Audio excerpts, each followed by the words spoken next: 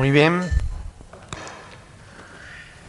La semana pasada nos quedamos diciendo que Cristo cumplió la ley por nosotros, ¿verdad? Para crear en sí mismo un hombre nuevo, un pueblo nuevo, de hombres, de hombres y de mujeres. O sea, la palabra hombre genérica, ¿verdad? Abarca a todos, donde ya no hay ni judío, ni gentil, ni esclavo, ni libre, ni varón, ni mujer, nada. Donde podemos convivir en paz a pesar de las diferencias. Porque puede haber diferencia entre nosotros y no es nada malo. Montaña es mujer, yo soy hombre, pero podemos estar en paz el uno con el otro. Uno es moreno, el otro es blanco, pero podemos estar en paz el uno con el otro. Uno es colombiano, el otro es español, pero podemos estar en paz el uno con el otro. Porque Cristo nos ha ayudado haciendo la paz entre nosotros. Amén. Yo quiero preguntarles una cosa que es importante. ¿La fe en Cristo convierte a los gentiles en judíos?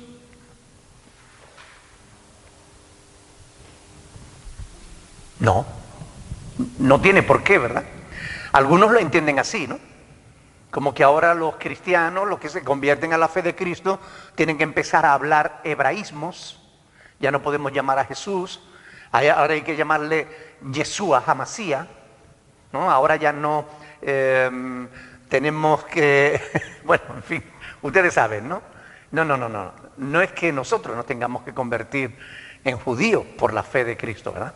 Ahora, ¿los judíos que creen en Cristo se tienen que convertir en gentiles? Tampoco.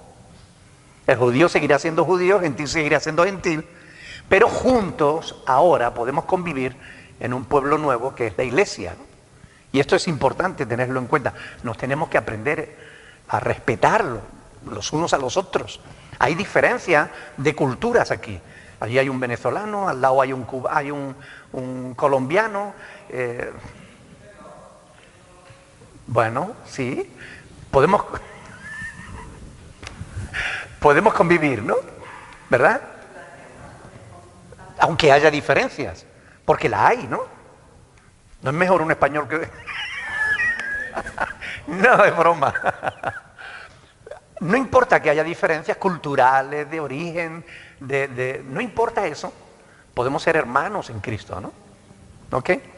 Entonces, la fe en Cristo lo que nos convierte no es en judíos, ni en gentiles, ni a los gentiles en judíos, ni a los judíos en gentiles, sino que lo que nos convierte es en cristianos, en discípulos de Cristo, ¿no?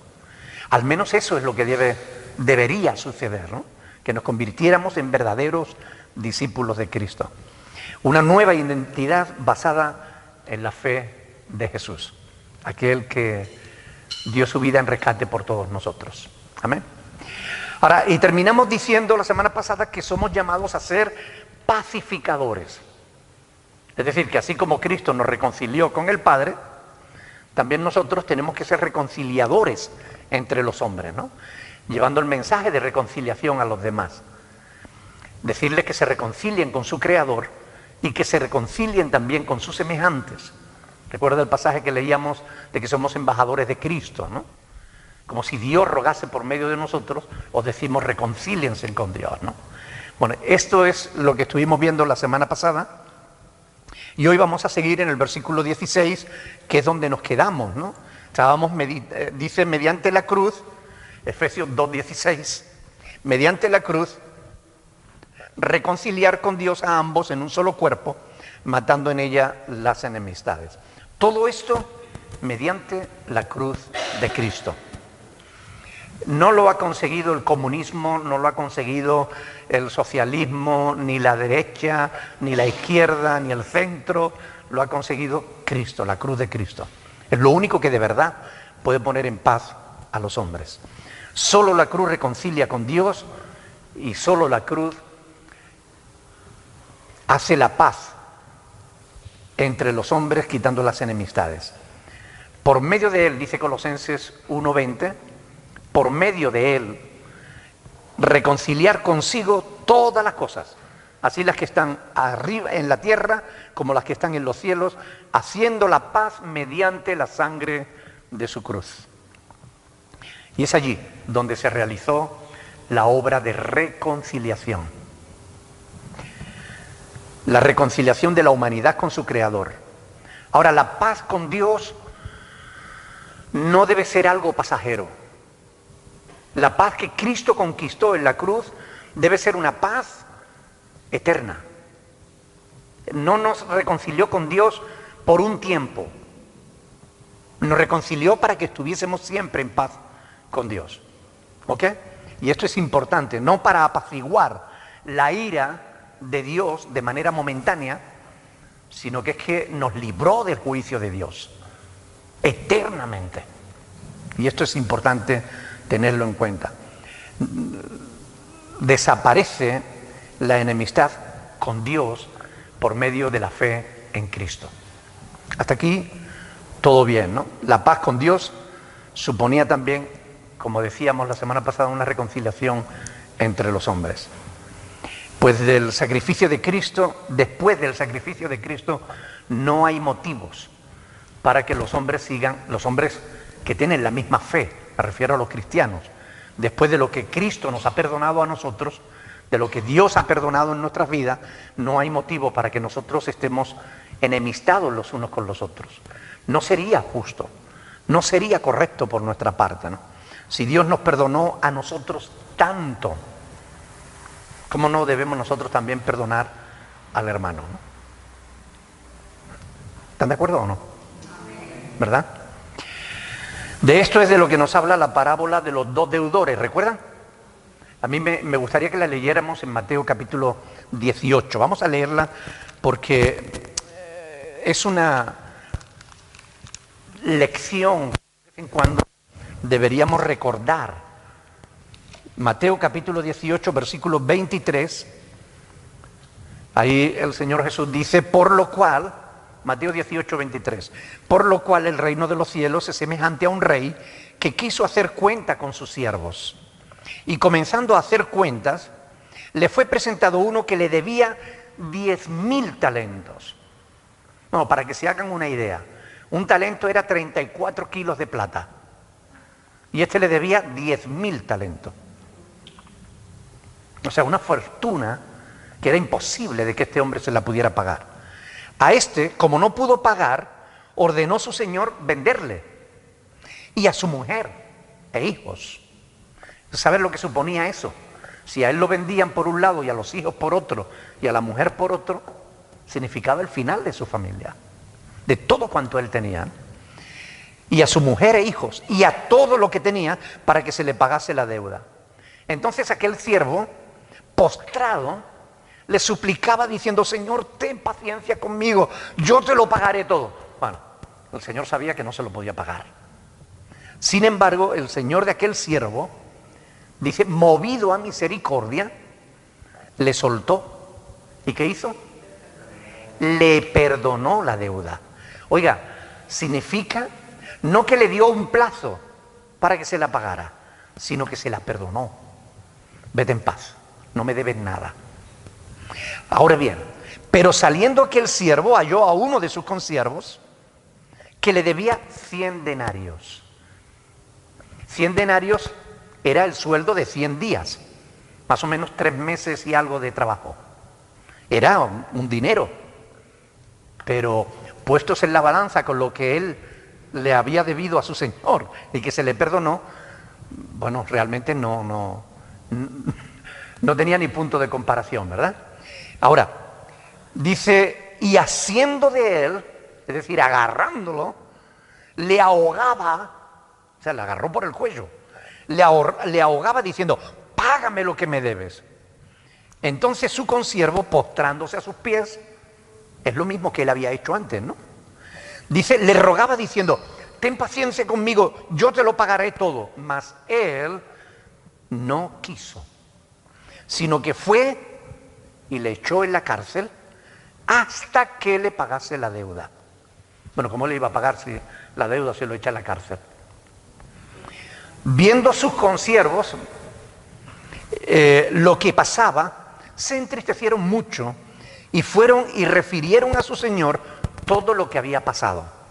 Y entonces, llamándole su señor, le dijo: siervo malvado, toda aquella deuda te perdoné porque me rogaste. ¿No debías tú tener misericordia de tu consiervo como yo tuve misericordia de ti?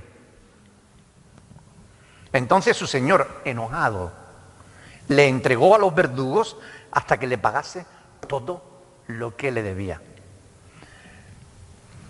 Y la conclusión de esta parábola son las palabras que el Señor Jesús dice en este versículo 35. Así también mi Padre Celestial hará con vosotros si no perdonáis de todo corazón cada uno a su hermano sus ofensas. Amén. O sea, si Dios nos ha perdonado tanto a nosotros, hagamos cuenta, ¿cuánto nos ha perdonado Dios? Si lo ponemos en un platillo de la balanza, lo que Dios nos ha perdonado, a lo que, bueno, ¿qué me deben a mí? Es decir, ¿quiénes me han ofendido a mí?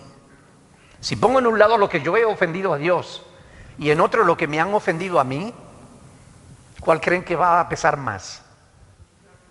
Evidentemente, yo he ofendido mucho más a Dios de lo que a mí me han ofendido, ¿no creen? ¿Y no les pasa lo mismo a ustedes? Entonces, habiéndosenos perdonado tanto, ¿no debemos también nosotros perdonar a aquellos que arrepentidos vienen y nos piden perdón? Esto es lo que la palabra de Dios nos enseña, ¿verdad? Echa la paz, echa la reconciliación en la cruz de Cristo. ¿Qué motivo tenemos nosotros para estar separados los unos de los otros? Para llevarnos mal, para no hablarnos. O peor aún, para hablar mal del hermano.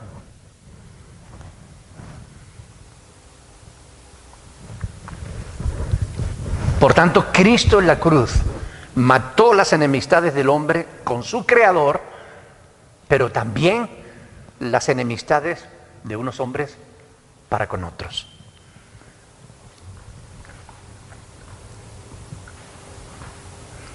¿Significa esto que tenemos que llevarnos bien con todos y a pesar de todo?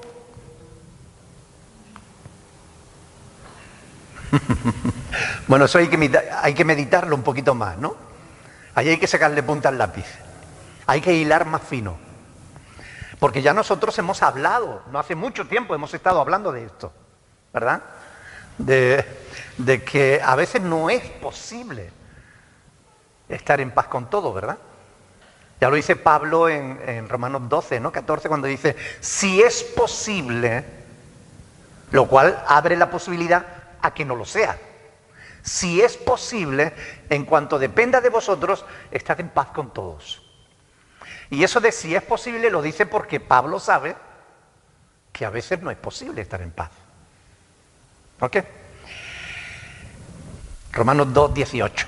Es muy importante entender también que el Nuevo Testamento señala situaciones especiales en las que los creyentes no podemos, es más, no debemos tener comunión con ciertas personas. Yo sé que esto puede sonar raro o puede sonar políticamente poco correcto, pero vamos a ver algunos pasajes de las Escrituras que nos van a ayudar a entender esto. Porque no todas las personas, no con todas las personas podemos estar en paz. Y vamos a ver algunos pasajes de las Escrituras. Cabría preguntarse, ¿a pesar del sacrificio de Cristo? Sí, a pesar del sacrificio de Cristo. O quizá por causa del sacrificio de Cristo. ¿En qué casos pudiera darse esa circunstancia? ¿En qué caso no podemos estar en paz con alguien? ¿Con qué personas no debiéramos mantener comunión? Bueno, cuando hablamos de no tener comunión, no nos referimos a no poder hablar, a no poder tener relación. Podemos hablar y tener, pero no podemos tener comunión. ¿Qué es comunión? Asociarnos. profundamente, íntimamente.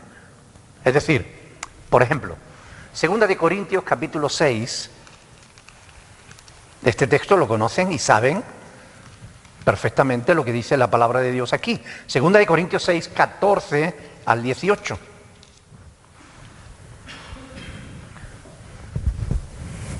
¿Verdad que sí? Ahí dice, no os unáis en yugo desigual con los incrédulos. Unirse no es relacionarse. Yo puedo relacionarme con los incrédulos, pero no me debo unir con los incrédulos. Porque ¿qué compañerismo tiene la justicia con la injusticia? ¿Y qué comunión la luz con las tinieblas? ¿Y qué concordia Cristo con Belial? ¿O qué parte el creyente con el incrédulo? ¿Y qué acuerdo hay entre el templo de Dios y los ídolos? Porque vosotros sois el templo del Dios viviente. Como Dios dijo, habitaré y andaré entre ellos y seré su Dios y ellos serán mi pueblo. Por lo cual, salid en medio de ellos y apartaos, dice el Señor, y no toquéis lo inmundo. Y yo os recibiré y seré para vosotros por padre y vosotros me seréis hijos e hijas, dice el Señor Todopoderoso. Es decir, hay personas con las que podemos mantener amistad y relacionarnos, pero no debemos unirnos. No debemos tener comunión con esas personas, intimar con ellos. Porque la intimidad, es decir, la asociación o la unión con esas personas, se van a alejar de Dios. Esto es lo que vemos en la historia del pueblo de Israel. Bueno, a lo largo de su historia lo vemos. Cómo cuando Israel se mezclaba con otras naciones, se apartaban de Dios y acababan adorando dioses falsos. Por eso Dios le decía que no debían mezclarse con otras naciones. Repito, no nos referimos a relacionarnos con ellos. Podemos relacionarnos con ellos. Bueno, si no tendríamos que salirnos del mundo, ¿no? Es lo que dice Pablo en 1 Corintios 5. Vengan a 1 Corintios capítulo 5, versículo 9 al 13. Fíjense lo claro que es el apóstol Pablo aquí en este pasaje. Dice, os he escrito por carta que no os juntéis con los fornicarios. No absolutamente con los fornicarios de este mundo, o con los avaros, o con los ladrones, o con los idólatras. Pues en tal caso os sería necesario ¿el qué? Salir del mundo, ¿verdad? Más bien, fíjense la aclaración, os escribí que no juntéis con ninguno que, llamándose hermano, fuere fornicario, o avaro, o idólatra, o maldiciente, o borracho, o ladrón. Con el tal, que dice ahí Pablo, ni aun comáis. Porque ¿qué razón tendría yo para juzgar a los que están fuera? ¿No juzgáis vosotros a los que están dentro? Porque a los que están fuera Dios juzgará. Quitad pues a ese perverso de entre vosotros. Bueno, aquí en la iglesia en Corinto lo que estaba pasando es que dentro de la comunidad había uno que se estaba acostando con su madrastra. Es decir, estaba viviendo como amante de la esposa de su papá. Entonces, la iglesia no sabía qué hacer con ese asunto y le escribieron a Pablo y Pablo dijo, no, apártenlo. ¿Por qué no? ¿Qué comunión vamos a tener nosotros con alguien que realmente es un fornicario? No. Aquí hay un mandamiento claro de no juntarnos con ninguno que llamándose hermano practicase ninguno de estos pecados. Es un mandamiento claro de la palabra. Y muchas veces no lo tenemos en cuenta. A veces incluso nos asociamos empresarial o laboralmente con los incrédulos. Y después eso nos da resultado. Y acabamos en los juzgados y acabamos con problemas. O entablamos amistad con gentes que no tienen temor de Dios. Y siempre están tirando de nosotros hacia el pecado, hacia el mal. Venga, vamos aquí, hagamos esto, hagamos lo otro. Cosas que sabemos que no son correctas. Y si tenemos una afinidad con ellos, si estamos muy juntos con ellos, acabaremos haciendo lo mismo que ellos.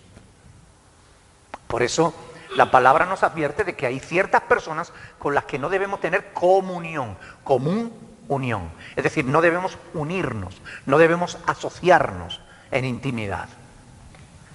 Quizás no sea, como digo, políticamente correcto, pero aquí no estamos estudiando política, estamos estudiando la palabra de Dios. ¿Y esto es palabra de Dios, sí o no? Pues entonces es lo que tenemos que aprender, ¿verdad?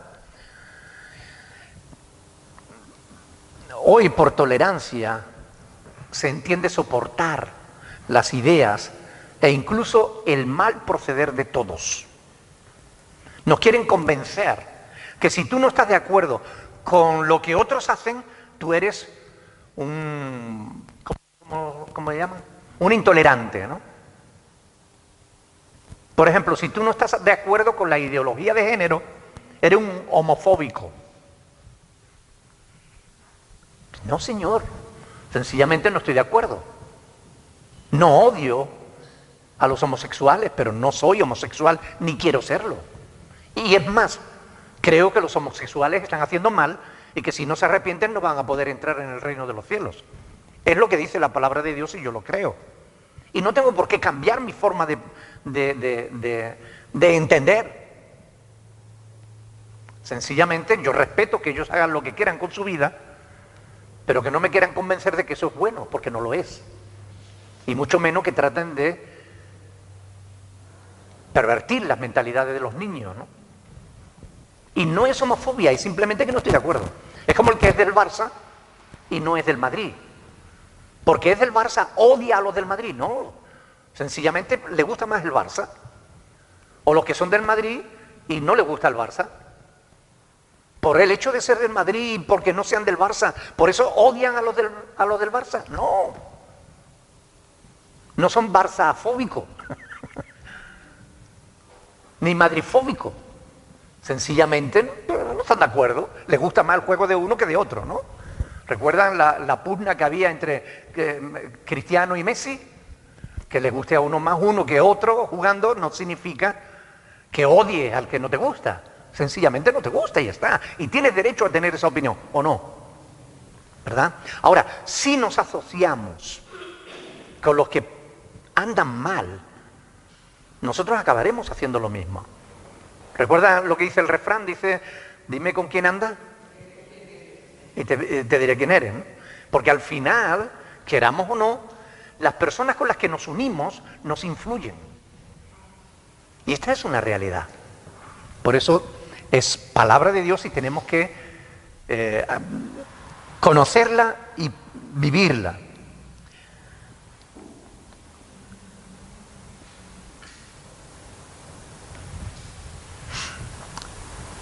Por tanto, debemos ser tolerantes con todos y con todo.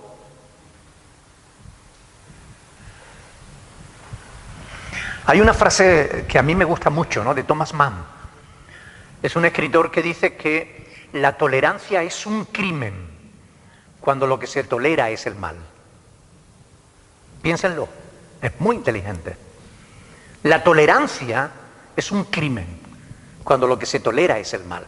Hay cosas que son intolerables.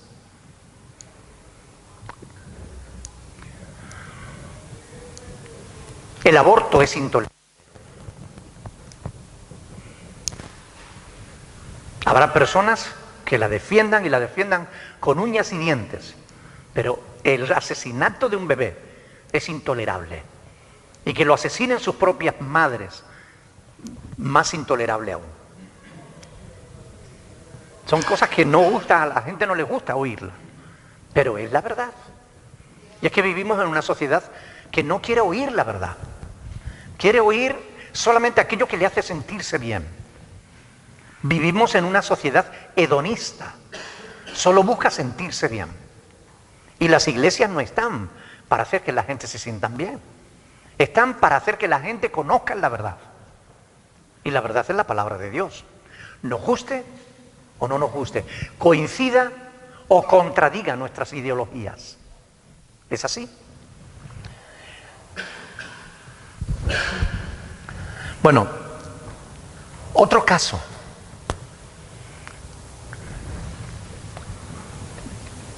Ante los cuales tenemos que tener cuidado a la hora de relacionarnos con otras personas. Primera de Timoteo, capítulo 1. Primera de Timoteo, capítulo 1, versículo del 18 al 20. Fíjate lo que le dice aquí Pablo a Timoteo. Primera de Timoteo 1, del 18 al 20. Este mandamiento, hijo Timoteo, te encargo para que conforme a las profecías que se hicieron antes, en cuanto a ti, milites por ella la buena milicia, manteniendo la fe y la buena conciencia, desechando la cual naufragaron en cuanto a la fe algunos, de los cuales son Himeneo y Alejandro, a quienes entregué a Satanás para que aprendan a no blasfemar. Bueno, este es un pasaje que muchos no entienden. Yo les voy a explicar. Pablo no se anda por las ramas y está afirmando que aquellos que se desvían de la verdad, que no perseveran en la sana doctrina, deben ser abandonados a Satanás, a fin de que aprendan a no ir contra la verdad. ¿Qué quiere decir eso? Quiere decir que Himeneo y Alejandro habían llegado tan lejos en su pecado que se burlaban de la sana doctrina, se burlaban de la verdad. ¿Cómo lo expresa el apóstol? Dice con la frase, naufragaron en cuanto a la fe. ¿Qué significa naufragar? Naufragar es no llegar a tu destino, fracasar, es decir, quedarte a medio camino, ¿ok? Abandonaron la verdad, incluso llegaron a blasfemar contra Dios y contra su palabra. En casos como este, los calvinistas dirían, bueno, es que estos nunca se habían convertido, no eran cristianos. No, pero no es eso lo que dice la palabra de Dios aquí, ¿verdad? Porque para desviarse del camino hay que estar en el camino. Nadie se desvía de un camino que nunca ha pisado, ¿no? Tú no te desvías de un camino en el que no estás. Primero tienes que estar en el camino. Fíjense, para entender bien este pasaje vamos a leer otro que tiene que ver relación con esto mismo. Segunda de Timoteo 2, 17 y 18. Segunda de Timoteo 2, 17 y 18. Dice, y su palabra carcomerá como gangrena, de los cuales son Himeneo, ¿veis? El mismo Himeneo, y Fileto. Aquí no está hablando de Alejandro, sino de Fileto, de otro. Que se desviaron de la verdad. Y aquí nos aclara cómo se desviaron. Dice, diciendo que la resurrección ya se efectuó y trastornan la fe de algunos. Bueno, aquí vemos algunos de los errores de Himeneo, de Alejandro y de Fileto, ¿verdad? Que afirmaban que no teníamos que resucitar, que la resurrección ya se había efectuado. Es decir, espiritualizaban la doctrina de la resurrección. Decían que cuando nos convertimos ya habíamos resucitado. No había que esperar una resurrección del cuerpo. Por tanto, estaban tratando de robarle la fe y la esperanza a los creyentes, ¿verdad? La expresión y trastornan la fe de algunos deja claro que estaban ocasionando muchos problemas en la iglesia. Cuando alguien enseña algo que no es conforme a la verdad, los demás que conocen la verdad entran en conflicto con ellos y se forman divisiones, se forman discusiones, se forman problemas, conflictos. Y ellos estaban ocasionando conflicto. Pablo combatió esa falsa doctrina en 1 Corintios capítulo 15, cuando dijo en el versículo 17, si los muertos no resucitan, tampoco Cristo resucitó. Y si Cristo no resucitó, vana es nuestra fe. Por tanto, sí que hay una resurrección de muertos. Pablo tuvo que combatir esa falsa doctrina. Como nosotros tenemos que combatir las falsas doctrinas que surgen en las iglesias. Las falsas doctrinas no solamente las provocan los pastores. A veces las falsas doctrinas surgen entre los miembros de las iglesias.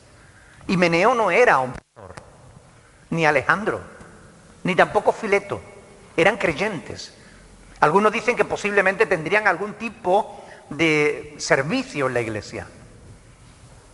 Pero no es seguro. Sabemos que pastores no eran. Y sin embargo estaban enseñando cosas contrarias a la verdad. El principal problema de estas desviaciones es que provocan especulaciones, discusiones, conflictos, divisiones, trastornos, por causa de las cuales Pablo tuvo que escribir a Timoteo lo que le dice en el primer capítulo, 1 de Timoteo 1, del 3 al 7. Lean conmigo, 1 de Timoteo 1, del 3 al 7. Dice, como te rogué, recuerden que Timoteo estaba como pastor en la iglesia de Éfeso, ¿ok? Timoteo era el pastor de la iglesia en Éfeso. Pablo lo dejó como pastor allí. Dice, como te rogué que te quedases en Éfeso, cuando fui a Macedonia, para que mandases a alguno que le tenía que mandar, que no enseñen diferente doctrina. Porque había en la iglesia estos que estaban enseñando diferente doctrina. Ni presten atención a fábulas y genealogías interminables que acarrean disputas más bien que edificación de Dios, que es por fe. Así te encargo ahora, pues el propósito de este mandamiento es el amor nacido de corazón limpio y de buena conciencia y de fe no fingida, de las cuales cosas desviándose algunos se apartaron a vana palabrería, queriendo ser doctores de la ley, sin entender ni lo que hablan ni lo que afirman. Por esta razón el apóstol exhorta al pastor Timoteo que mande a que no enseñen diferentes doctrinas. ¿Lo hacía porque Pablo era un intolerante? ¿Por eso no quería Pablo que se enseñasen otras doctrinas? ¿Era Pablo un intolerante? No. Es que cuando se enseñan doctrinas que no son correctas, se está desvirtuando la verdad. Se diluye la verdad.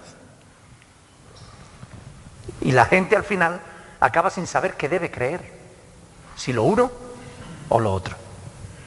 Fíjense que en el versículo 5 Pablo explica cuál fue la motivación que le llevó a él a exhortar a Timoteo en cuanto a esto. Dice, pues el propósito de este mandamiento no era el fastidiar a los demás, sino el amor nacido de un corazón limpio y de buena conciencia y de fe no fingida.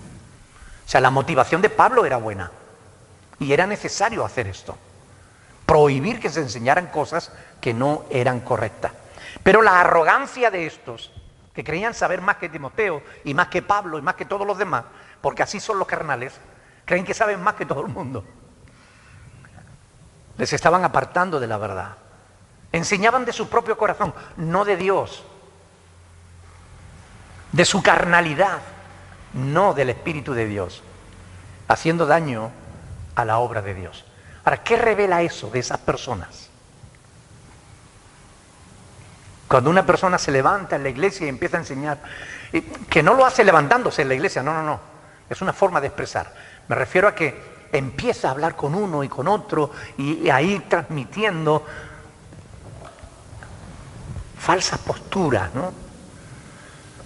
Porque en la iglesia dicen esto, pero yo creo, yo pienso, y empieza a contaminar a uno y a otro y se empieza a sentir pesado. Lo que revela es que la motivación de esas personas no es buena. Si su motivación fuera correcta, hablaría directamente con el pastor y le diría, pastor, yo no estoy de acuerdo con eso por esto, por esto y por esto. Y el pastor tendría la posibilidad de corregir, de enseñar, de dialogar, pero no suelen hacerlo a escondidas. Pues yo no estoy de acuerdo con lo que dice el pastor. Pues yo no estoy de acuerdo con que se hagan las cosas de esta manera. Pues a mí no me parece bien que se haya tomado esta decisión. Y se siembra descontento. Y se siembra división. No se busca la edificación. Se busca la autopromoción. Porque se consideran que saben más.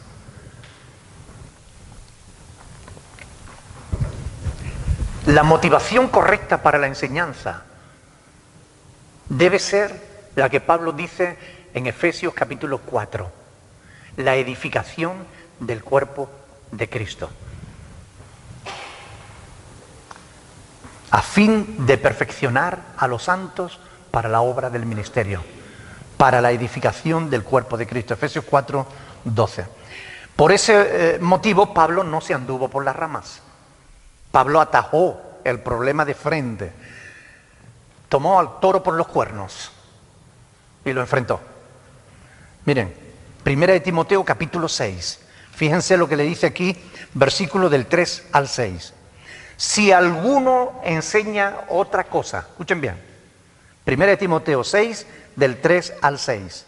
Si alguno enseña otra cosa y no se conforma a las sanas palabras de nuestro Señor Jesucristo, y a la doctrina que es conforme a la piedad, ¿qué dice ahí? Está envanecido, es un soberbio, nada sabe, se creerá que sabe mucho, pero nada sabe, y delira acerca de cuestiones y contiendas de palabras, de las cuales nacen envidias, pleitos, blasfemias, malas sospechas, disputas necias de hombres corruptos de entendimiento y privados de la verdad, que toman la piedad como fuente de ganancia.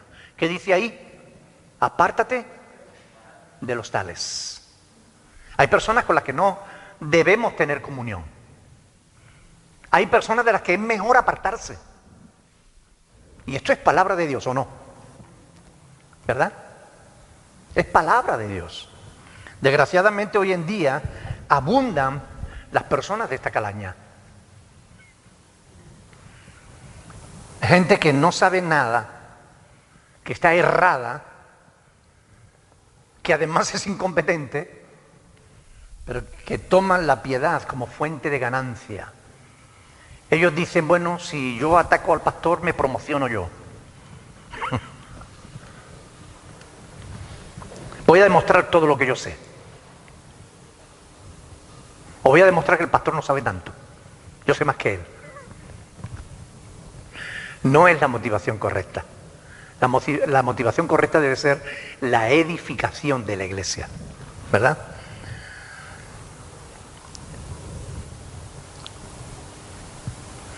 ¿Qué significa cuando Pablo dice en 1 Timoteo 1:20, dice, entregué a Satanás, al cual entregué a Satanás? Significa que lo considera excomulgado de la iglesia. Lo deja, abandona al fruto de sus propios caminos. Es la misma frase que aparece en 1 Corintios 5:5, cuando habla de la excomunión de aquel que se estaba acostando con su madrastra. Es decir, abandonarlo al mundo en el que Satanás reina. Abandonarlo al fruto de sus propios caminos. Porque la idea de Pablo es que la iglesia es como un lugar de refugio para los creyentes. La comunión de la iglesia nos protege, nos bendice, nos edifica. Y cuando se aparta a alguien de la comunión de la iglesia, se está entregando a Satanás. ¿Quién es el Dios de este siglo? El que gobierna ahí afuera. Bueno, pues déjenlo ahí para que se arrepienta. Pablo tenía la esperanza de que volviendo atrás de su camino, habiendo probado la comunión con Dios y la iglesia, quizás encontrara el arrepentimiento. Es decir, porque a veces cuando se aparta a una persona de la comunión de la iglesia, ahí se ve solo, enfrentado con su pecado y puede llevarlo al arrepentimiento. Por eso Pablo, que en el fondo es un padrazo, en el fondo es un pastor, tiene corazón de pastor, él dice en 1 de Timoteo 5:20, Dice, a los que persisten en pecar, repréndelos delante de todos para que los demás también teman. Es decir, para que los demás también se den cuenta de que el pecado no lleva a nada bueno. No olvidemos que la disciplina tiene un elemento de enseñanza. La disciplina comienza por la enseñanza, por enseñar a la gente que deben temer a Dios. No obstante, la disciplina pública debe hacerse cuando el pecado es público o cuando el pecado afecta a otras personas, especialmente si es reiterado. Cuando el pecado es reiterado, hay que llevar hasta las últimas consecuencias. Fíjense en 2 de Tesalonicenses, capítulo 3, versículo 6. 2 de Tesalonicenses 3, 6. Dice: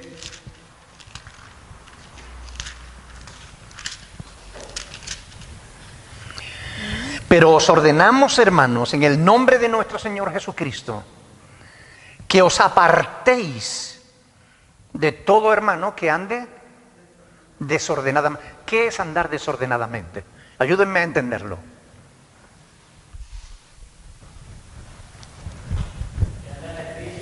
¿Perdón? Que anda en el vicio. ¿Perdón?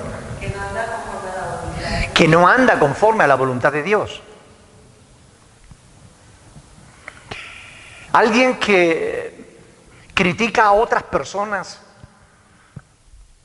¿está andando ordenadamente o desordenadamente?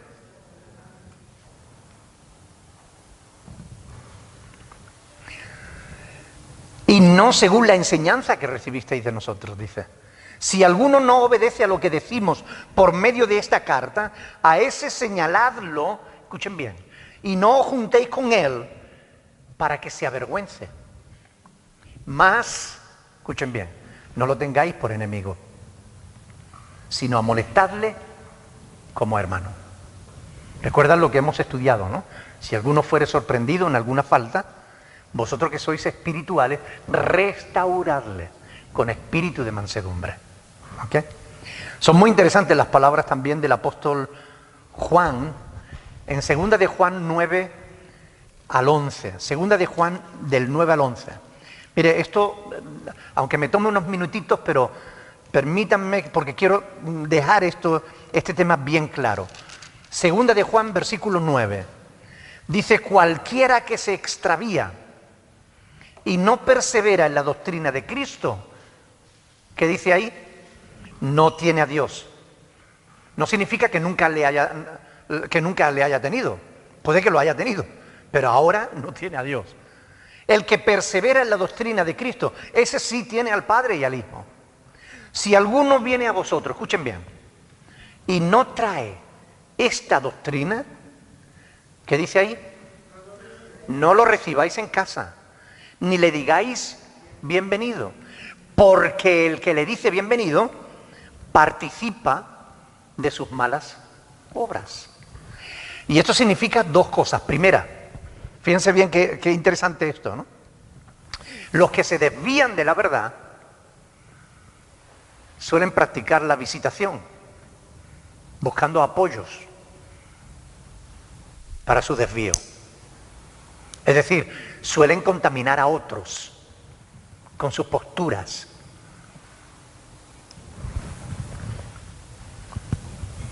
con sus falsas doctrinas, con sus malas actitudes. Segunda, si tú le recibes en tu casa, estás participando de su pecado. Es decir, si alguien viene a ti y te empieza a hablar y lo que habla no es para la edificación de la iglesia, dile: mira, no me interesa. Lo que tengas que decir de la iglesia, háblalo con el pastor, háblalo con el hermano. Si tienes problema con el hermano tal, habla con el hermano tal. Pero a mí no me vengas a contaminar. ¿No es eso lo que dice la Escritura? Si todos hiciéramos eso, las falsas doctrinas no se propagarían. Las malas actitudes no se generalizarían, se acotarían.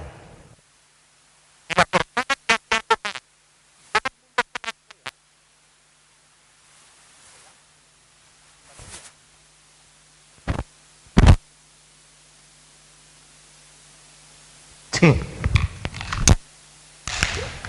Si una persona hace el mal y todo el mundo se lo afea, esa persona se avergonzaría. Sabría que está haciendo mal. Pero si los que están a su alrededor le siguen en el juego, entonces realmente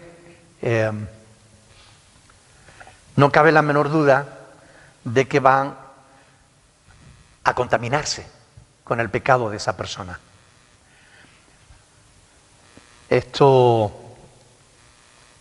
Ahora bien, si bien el sacrificio de Cristo nos une con Dios y nos une a los unos con los otros, hay situaciones en las que la comunión no es posible. Y aun siendo posible, no deberíamos mantenerla. Deberíamos declinarla.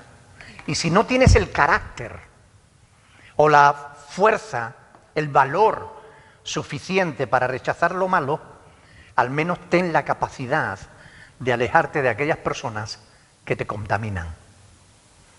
Mantener las distancias con aquellos que no te edifican. Personas que son usadas por el diablo para robarte el ánimo, para robarte el gozo, para robarte la fe. Es algo que tenemos que tener claro. Quizás no lo hagan intencionadamente. Fíjense, es posible incluso que el que está contaminando y perjudicando la edificación de la iglesia ni siquiera se dé cuenta de lo que está haciendo. Porque son carnales, porque no conocen la Escritura tan bien como ellos creen, porque no tienen el discernimiento necesario. Pero cuando estás con estas personas y te diviertes,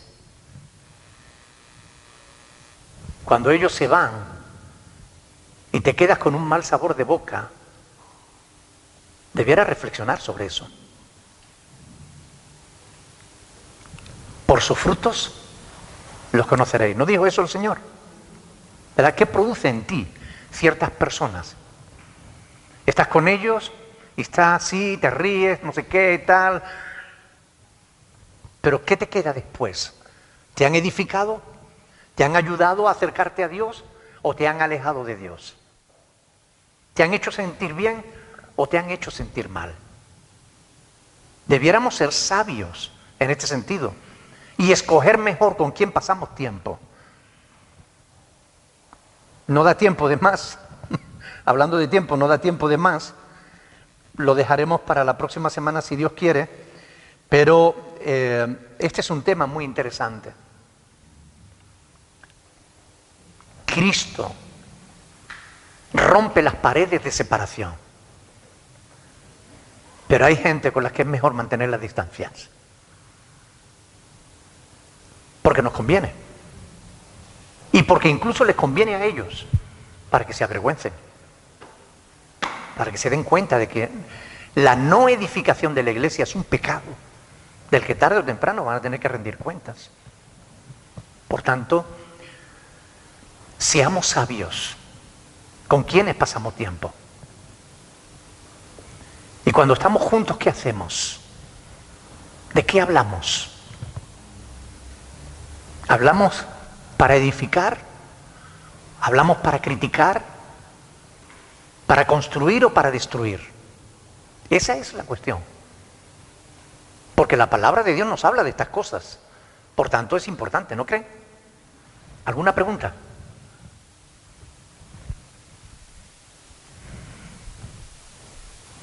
No hay pregunta. Pues entonces lo dejamos aquí. Hasta la próxima semana, si Dios quiere.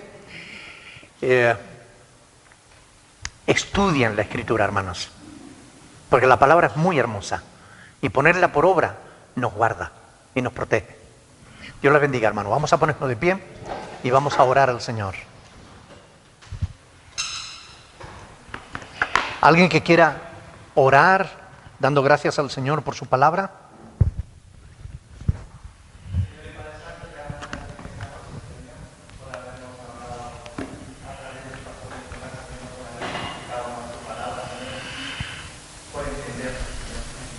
Te rogamos, Señor, que seas tú ayudándonos a entender bien esta palabra, Señor, que seas tú ayudándonos a meditar la palabra, Señor. Amén.